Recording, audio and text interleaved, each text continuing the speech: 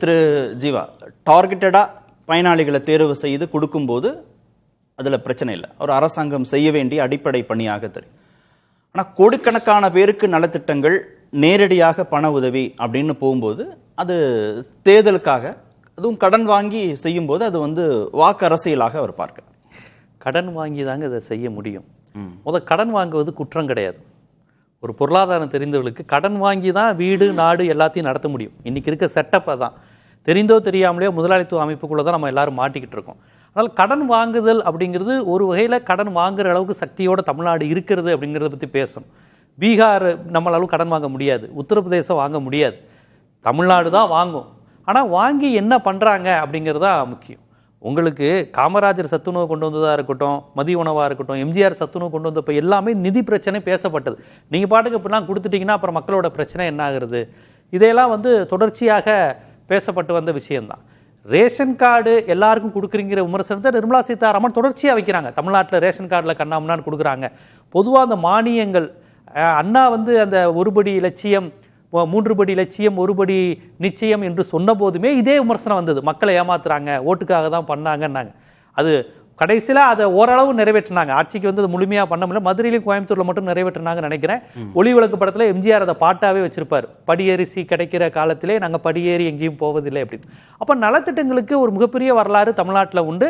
அது நீதி கட்சி காமராஜர் ஆட்சி காலத்தில் இருந்தாலும் திராவிட கட்சிகள் அது ஒரு பேட்டர்னாவே வச்சுக்கிட்டாங்க. சுமன் சி சார் கூட அழகா சொன்னாங்க, கலைஞர் செஞ்சுட்டாரா, இந்த வரேன்னு ஜெயலலிதா அதை விட போட்டி போட்டு சேருது. நீ ஆதி திராவிடர்களுக்கு இது கொடுப்பியா, நான் ஆதி திராவிடர்களுக்கு சைக்கிள் கொடுப்பேன், மடிக்கரணி கொடுப்பேன் அப்படின்னு. இதை நம்ம எப்படி அணுகணும்னா, இது எல்லாமே ஒரு நடுத்தர வர்க்க அபோவ் மிடில் கிளாஸ் மைண்ட் செட்ல இருந்து அணுகும்போது இது கடுமையான விமர்சனமாகவும் எல்லல்லாவும் ஐயோ பணம் போகுதுங்கிற மாதிரியான பார்க்குறாங்க. ஆனால் பயனாளிகள் தரப்புல பார்க்கும்போது அது அவங்க லைஃபே மாற்றுது. உதாரணத்துக்கு 2006 துக்ளக் பத்திரிகை எடுத்த கருத்து கணிப்பில் அந்த பத்திரிகையாளர் அவரே பல முறை அதை சொல்லியிருக்காரு. என்ன சொல்றாருன்னா, 2016 எலெக்ஷன் நெருங்குறப்ப ஜெயலலிதா ஜெயிக்க போற மாதிரியான சூழல் தான் இருக்குன்னு அவங்க புள்ளி விவரத்தில் எடுத்துட்டாங்க. வண்ண தொலைக்காட்சி பெட்டின்னு ஒன்று அறிவிச்சார். உடனே இங்க ரிசல்ட் மாறுதுன்னு துக்ளக் பத்திரிகையில தேர்தல் நிலவரம் மாறுச்சு. அது அவர் தொடர்ச்சியா, அது இதயசார் போன்றவங்க தொடர்ச்சியா சொல்றாங்க, அவர் நாங்க தான் தேர்தல் கணிப்பு எடுத்தோம், ஏடிஎம்கே ஜெயிக்க இருந்த பகுதியில் எல்லாத்துலயும் வண்ண தொலைக்காட்சி பட்டின்னு அறிவிச்ச உடனே இது பண்ணாங்க. அப்ப சென்னை மாதிரியான புறநகர் பகுதிகளில் ஒரு மிடில் கிளாஸ் மண்டாட்டியில் டிவி கொடுக்க போறாங்களா? ஏன்னா டிவி இல்லாத வீடுங்கிற கான்செப்ட் நகர்ப்புறத்தில் அது என்னன்னே தெரியல. ஏன்னா டிவி தான் இருக்குல்ல, வீட்டில் கலர் டிவி இருக்கே. அப்போ அது கிராமத்து பஞ்சாயத்து போர்டில் ஆஃபீஸில் உட்காந்து பார்க்குறவங்களுக்கு தான் வீட்டுக்கு வீடு கலர் டிவி கொடுக்க போகிறாருங்கிறது இதாச்சு. அப்போ அது பயனாளிகள் தரப்பில் இருந்து தான் பார்க்கணும். அப்புறம் கூடுதலாக கொடுத்துட்றாங்க, டார்கெட்டாக இல்லாமல் கொடுத்துட்றாங்கன்னா இந்த விமர்சனமும் தொடர்ச்சியாக இருப்பது தான். எல்லாருக்கும் தேவையா அப்படின்னு. இது இதுவுமே ஒரு சமூகத்தோட பிரச்சனை தான், அரசு வழங்குறதோட பிரச்சனை கிடையாது. இது நீங்க தவிர்க்கவும் முடியாது. இல்ல, ஒரு டார்கெட்டட் ஓட் பேங்கை உருவாக்கணுங்கிறதுக்காக செய்யப்படக்கூடிய முயற்சி. அதாவது அதனுடைய பலன் அப்படியா கூட அமையலாம். ஓட் பேங்கா இருந்துச்சுன்னா அதை நம்ம மறுக்க முடியாது. இப்ப இதன் மூலமாக ஒரு ஓட் பேங்க் 2.5 கோடி டார்கெட் பிக்ஸ் பண்ணீங்கன்னா கிட்டத்தட்ட 40% அளவுக்கான வாக்காளர்கள், மொத்த சதவீத வாக்காளர்கள் 40% வாக்காளர்கள் அரசின் ஏதோ ஒரு திட்டத்தின் மூலமாகவோ இல்ல ஓரிரு திட்டங்கள் மூலமாகவோ பயன்பெறுகிறார்கள்னு பார்க்கிறோம்ல. இப்ப டார்கெட்டட் ஓட் பேங்க்ங்கிறது தான் அரசின் இலக்கா இருக்கா? இதுல அரசினுடைய நோக்கம் அதுவா அப்படின்னு நம்ம சொல்ல முடியாது. ஆனா அதை அறுவடை செய்யக்கூடிய இடத்துல கட்சி இருக்கும், அதை எதிர்பார்க்கும்னா அது ஒன்றும் தப்பு கிடையாது. அது எல்லாரும் பண்றது தானே. சத்துணவு தந்த புரட்சி தலைவர் கண்ட சின்னம் இரட்டையில நெளி போடுறாங்கல்ல, அதை நம்ம தப்புன்னு சொல்ல முடியாதுல்ல. சத்துணவு தந்தார்ல, மதிய உணவு தந்த காமராஜரின் சின்னம் கை, காமராஜர் தந்த ஆட்சி காங்கிரஸ் ஆட்சின்னு சொல்றாங்களே, அப்ப அது ஓட்டு அரசியலுக்கு பயன்படுத்துறாங்கன்னு அர்த்தமா? சோறு போட்டுட்டு பயன்படுத்துறாங்கன்னு. வண்ண தொலைக்காட்சி கண்ட சின்னம் உதயசூரியன் சொல்றாங்கல்ல, அது எல்லாமே அப்ப ஓட் பாலிடிக்ஸ் தான். ஆனா ஐயநாதன் சார் அழகா பிரித்து பேசினாங்க. கரெக்டா எலெக்ஷன்ல தேர்தல் விதிமுறையை மீறி தேர்தல் விதிமுறையை நடைமுறைப்படுத்த வேண்டிய நேரத்தில் இவ்வளவு பணம்னு கிட்டத்தட்ட மக்களுக்கு லஞ்சம் கொடுத்த மாதிரி போட்டு ஜனநாயகத்தை கேவலப்படுத்தின மாதிரி பீகார்ல நடந்தது இல்லையா? முஸ்லீம்கள் ஓட்டுகளா எங்களுக்கு கிடைஞ்சிருச்சுன்னு மாறுத்துட்டாங்க இல்லையா? இது வன்மையாக கண்டிக்கத்தக்கது. ஏன்னா எலெக்ஷன் அறிவிச்சதுக்கு அப்புறம் ஒவ்வொரு கட்சியும் பணம் கொடுக்குற மாதிரி தானே இது. இங்கேயும் கேட்குறாங்கல்ல ஜீவா, நீங்க 2021 சட்டமன்ற தேர்தல் அறிக்கையில ஆட்சி பொறுப்புக்கு வந்த பிறகு மகளிர் உரிமை தொகைன்னு சொன்னீங்களே, 2023 செப்டம்பர்ல தானே நீங்க கொடுக்கவே ஆரம்பிச்சீங்க, அந்த அறிவிப்பை கொடுத்து ஆரம்பிச்சீங்கன்னு கேட்கறாங்க. அப்புறம் லேப்டாப் கொடுக்கிற திட்டத்தை இன்னும் 70 நாட்கள் தான் ஆட்சி பொறுப்புல இருக்க போறீங்க. நீங்க இப்ப வந்து செயல்படுத்த போறீங்களே, நீங்க ஏன் 56 மாதங்களாக சும்மா இருந்தீங்கன்னு பாஜக கேட்கல. இதுலயும் எலெக்ஷன் கால்குலேஷன்ஸ் இருக்கா? எதிர்க்கட்சிகள் இருக்கலாம். ஆனா நலத்திட்டங்கள் வழங்குவது அப்படிங்கிறது ஒரு பெரிய ப்ராசஸ் தான். ஒரு அரசு முழுக்க பொருளாதார பின்னடைவுகளை சரி செய்ய வேண்டிய வேலையை பார்க்கணும், கடன் வாங்கக்கூடிய விஷயங்களை பார்க்கணும். அதுபோக அரசு நலத்திட்டங்களே அவங்க செய்ய வேண்டியது இருக்கு. அது மட்டும் இல்ல, நலத்திட்டங்கள் செய்கின்ற அரசு பொதுவாக மக்களுக்கான அரசு தான். பெண்களுக்கு, தலித்துகளுக்கு, பழங்குடியினருக்கு, பிற்படுத்தப்பட்டவருக்குன்னு பார்த்து பார்த்து கொடுக்குற அரசு சமூக நல அரசு தான். அதுல டார்கெட் இல்லாதவங்கள்ட்டையும் கொஞ்சம் போயிருதே அப்படிங்கிற விஷயம் வந்தா அது பெரிய நட்டம் இல்லைங்கிறேன் நான். அதனால ஒன்றும் இல்லை, அவன் என்ன கொஞ்சம் சாப்பாடு அவனா சாப்பிட்றவனும் சேர்த்து கொஞ்சம் ஓசியா சாப்பிட்டுக்கிறான்னா அது ஒன்றும் பெரிய தவறு இல்லைங்கிறேன் நான். ஏன்னு கேட்டிங்கன்னா இங்கே பொருளாதாரம் மட்டும் தீர்மானிப்பதில்லை. ஒரு தலித்தினுடைய சுயமரியாதையை வெறும் பொருளாதாரம் மட்டும் தீர்மானிப்பதில்லை, அவனுடைய சமூகம் தான் தீர்மானிக்கும். பணக்கார தலித்தோ ஒரு அப்பர் காஸ்ட்ல இருக்க ஏழைக்கும் பணக்கார தலித்து யாருக்கு சமுதாயத்தில் மரியாதை இருக்குன்னா அப்பர் காஸ்ட்ல இருக்க ஏழைக்கு தான் கிடைக்குது. ஆனால் வெறும் பொருளாதாரம் மட்டும் இங்கே தீர்மானிக்கக்கூடிய விஷயம் கிடையாது. அதனால பொருளாதாரத்தில் இருக்கிறவங்களுக்கும் இது கிடைக்குதே அப்படிங்கிறது என்னை கேட்டால் அது ஒரு குற்றமாவே நான் பார்க்கல. ஏன்னு கேட்டீங்கன்னா அது வாக்கு அரசியலா மாறுமான்னு கேட்டால் நான் மறுக்கும் இல்லை, வாக்கு அரசியலாவும் அது மாறும், அது பிரச்சனை கிடையாது. வேற ஒன்றும் இல்லை. கொரோனா காலகட்டத்தில் உங்க எல்லாருக்கும் தெரியும், நிர்மலா சீதாராமன் மேடம் அவர்கள் கார்பரேட்டுகளுக்கு அந்த நேரத்தில் சலுகை டாக்ஸ்ல வந்து சலுகை கொடுத்தாங்க. என்னங்க மக்கள் பாதிக்கப்பட்டிருக்காங்கன்னா அதற்கு அவங்க சொன்ன ரீசன் வந்து என்ன தெரியுமா சொன்னாங்க? லாஜிக்காக தான் இருந்தது. கார்பரேட்டுகளுக்கு நம்ம சலுகை கொடுத்தாதான் இன்வெஸ்ட்மெண்ட் வரும், புது புதிய தொழில் வரும், நம்ம வந்து வேலை செய்ய முடியும். மக்களுக்கு வேலை கொடுக்கறது கார்பரேட்டுகள் தான். இது அவங்களே சொன்னது, நம்ம நாட்டின் நிதியமைச்சர் சொன்னது. அதனால அவங்களுக்கு நம்ம கொரோனால ரொம்ப பாதிக்கப்பட்டிருக்கிறாங்க. ஸோ டாக்ஸ்ல சலுகை கொடுப்போம்னு சொன்னாங்க. கடைசியில் சலுகை கொடுத்ததுனால நிறைய இழப்பு நமக்கு ஏற்பட்டது. திருப்பி நமக்கு வந்துச்சான்னு கேட்டா வெளிநாட்டுகளுக்கு தான் கார்பரேட்டுகள் போய் பணத்தை சேர்த்தாங்களோ இங்க தரவே இல்லை. இப்படியெல்லாம் கார்பரேட்டுகளுக்காகவும் விஜய் மல்லையாக்காகவும் லலித் மோடிக்காகவும் நம்ம பணத்தை அள்ளி அள்ளி வாரா கடனாக கொடுத்து கொண்டே இருக்கிறோம். இதுல நம்ம கொஞ்சம் 10,000 ரூபாய்க்கு வேலை 20,000 கூட சம்பாதிக்கிறவங்க வந்து டார்கெட் இல்லாமலேயும் அதை அனுபவிச்சதுனால ஒரு பெரிய நட்டமும் இல்லை அப்படிங்கிறத என்னுடைய பார்வை. ஐநாதன் 2.5 கோடி பயனாளிகள், 1 கோடியே 30 லட்சம் பேருக்கு மகளிர் உரிமை தொகை, எல்லாமே கோடிகள்ல லட்சங்கள்ல இருக்கு. 80 லட்சம் பேர் மகளிர் வந்து இலவச பேருந்து பயணம். இவ்வளோ மாசா செஞ்சு மக்களுக்கு அந்த திட்டங்களை கொண்டு போய் சேர்க்கணுமான அவர் கேட்கிற கேள்வி லாஜிக் தானே? லாஜிக் தான். வறுமை ஒழிப்பு திட்டம் அப்படின்னு சொல்லிட்டு ஏரி வாரி திட்டம், Mahatma Gandhi rural employment guarantee act அது கொண்டு வரும்போது இந்த கேள்வியெல்லாம் நாடாளுமன்றத்தில் கேட்கப்பட்டது.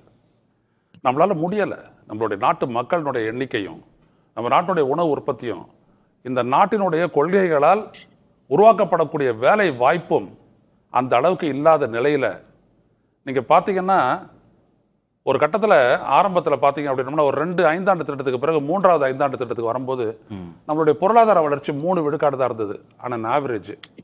ஆனால் திரு மன்மோகன் சிங் இருந்த போது கிட்டத்தட்ட 13% வரைக்கும் வந்துச்சு. ஆனால் 2018 வந்துட்டு கார்பரேட் டெமோக்ரஸின்ற புத்தகம் எழுதும் போது நான் பார்த்தபோது பார்த்தீங்க அப்படின்னா இந்த நாட்டில் 49 கோடி பேர் லேபர்ஸ், அதில் 43 கோடி பேர் அமைப்பு சாரா தொழிலாளர்கள். That means there is no guarantee for their employment tomorrow. இப்படியான ஒரு நாட்டில் நம்ம வாழ்ந்துகிட்டு இருக்கும் போது நம்ம it is to save them, அது வந்துட்டு பட்டினி சாவை தடுக்கிறது. நம்ம அந்த இடத்துல இருந்து தான் சத்துணவு திட்டங்கள் எல்லாம் பார்த்தோம். ரேஷன் அரிசி கொடுக்கறத நம்ம பார்த்தோம். கேரளாவில் இது கூட கிண்டல் பண்ணாங்க, எதுவுமே இல்லாத தமிழ்நாட்டில் உயிர் வாடலாம் அப்படின்னாங்க. எதுவுமே இல்லாத தமிழ்நாட்டில் உயிர் வாடலாம், ஆனா உயிர் போகாது, அதான் தமிழ்நாடு அப்படின்னு. தமிழ்நாட்டில் பட்டினி சாவு அப்படின்றது ஒண்ணு கிடையாது. இல்ல, அதை சாதித்தது திராவிட அரசுகள். பசியால் உயிர் போகாது, பசியால் உயிர் போகாது ஒண்ணு. 2வது, வறுமை கோட்டிற்கு கீழே வாடுற மக்களை வந்துட்டு நீங்க கொடுக்கக்கூடிய 200 ரூபாய் 250 ரூபாய் வேலை வாய்ப்புல வந்துட்டு நீங்க மேல கொண்டு வர முடியாது. நம்மளே வறுமை கோட்டை ரொம்ப கீழே வச்சுக்கிட்டு நகர மையங்களுக்கு 34 ரூபா போதும், கிராமத்துக்கு 42 ரூபா போதும் அப்படின்னு சொல்லிட்டு நம்ம வந்துட்டு வாசிக்கிறவங்க. அந்த காசை வச்சு வாழ முடியுமா அப்படின்னு ஒரு கேள்வி வந்துட்டு டெண்டுல்கர், பொருளாதார நிபுணர் டெண்டுல்கர் போடும்போது நம்ம இது பண்ணோம். அப்ப இவ்வளவு பேர் அன்ஆர்கனைஸ்டு செக்டார்ல இருக்கிறவங்க, அதுவும் அக்ரிகல்ச்சரை சார்ந்து வாழக்கூடிய இந்த தொழிலாளர்கள், இவங்களுடைய வாழ்க்கை எல்லாமே நீங்க பாத்தீங்கன்னா நிச்சயமற்ற வருமானம் இருக்கும்போது இது ஒண்ணு பண்ணணும். திரு சுமன் சி ராமன் அவர்கள் சொன்ன ஒரு விடயத்தை சொல்லணும். அது என்னன்னா, இப்படி கடன் வாங்கி இதுல செலவு பண்றோம் அப்படின்னு சொல்றாங்க. அது பட்ஜெட்ல வந்துட்டு ஒரு திட்டத்தை வந்துட்டு கடன் வாங்கி செலவு பண்ணணும் அப்படின்னு நீங்க ஈக்குவேட் பண்ணது வந்துட்டு, கடன் வாங்கலைன்னாலும் கூட அடுத்தடுத்து வரக்கூடிய அரசுகள் அது எவ்வளவுதான் டெபிசிட் பினான்சிங்ல போனாலும் கூட இதை அவங்க செய்வாங்க.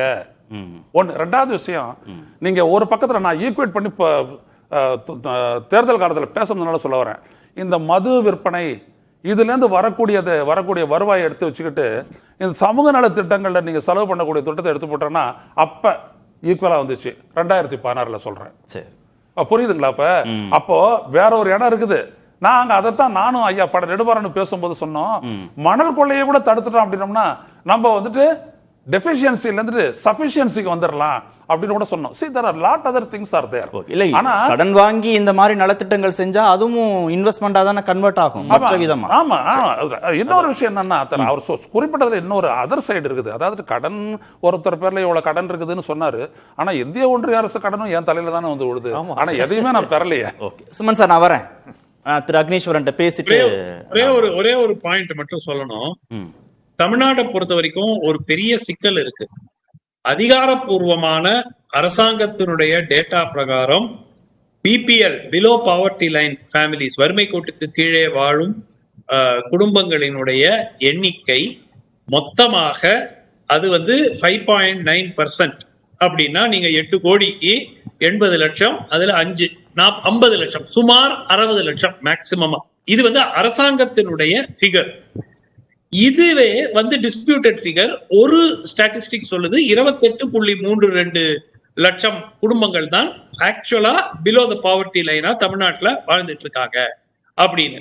சோ இந்த கேள்வி ஏன் வருகிறது என்றால் 1.15 கோடி குடும்பங்களுக்கு பிரையாரிட்டி ஹவுஸ் ஹோல்டும் ஏஏஒய், அதாவது அந்த அந்தியோதயா அன்ன யோஜனாங்கிற பிபிஎல் கார்டு, ரேஷன் கார்டை வச்சிருக்காங்க.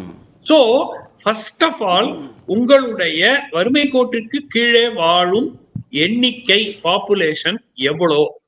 ஏன் இதெல்லாம் முக்கியமாகிறது என்றால், நம்ம எல்லா சப்சிடியும், நம்ம பெனிஃபிட்ஸும், சோஷியல் வெல்ஃபேர் ஸ்கீம்ஸும் யாரை ஃபர்ஸ்ட் டார்கெட் பண்ணணும்?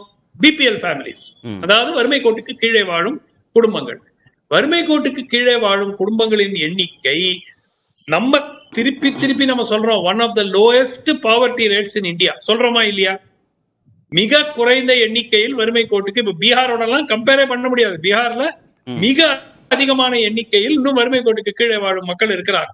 ஆனால் Tamil Nadu most developed state in India. சொல்றோம் இல்லையா? இல்ல, நான் ஒரு செய்தி மட்டும் சொல்லிட்டு போயிடறேன். இல்ல திரு அக்னீஸ்வரனுக்கு வாய்ப்பு கொடுக்கணும். நாம அவங்க எல்லாம் உயிர் வாழ்ந்தா போதும் அப்படிங்கிறதுக்காக நம்ம இவ்வளவையும் செய்யல. இல்ல கார்த்திகேயன், இல்ல அதற்கு பிறகு அவங்க கல்வியில, பொருளாதாரத்துல, வேலை வாய்ப்புல, அவங்களுடைய வாழ்க்கை நிலையில உயர்வதற்காக செய்யக்கூடிய திட்டங்கள் அப்படிங்கிற அணுகுமுறையோட இதை பார்க்கணும். சரி, நான் வரேன். இல்ல சார், நான் ஒரு நிமிஷம். இல்ல இன்னொரு விருந்தினர் ரொம்ப நேரம் காத்திருக்காங்க. நான் பேசிட்டு வரேன் சார். நம்ம பேசுவோம், அதுக்கப்புறம் பேசுவோம். அதுக்கு அவங்க உயிர் வாழ்ந்தா போதுங்கிறதுக்காக நம்ம அந்த காசை கொடுக்கல. அது மட்டும் தான் பதிவு பண்ணது.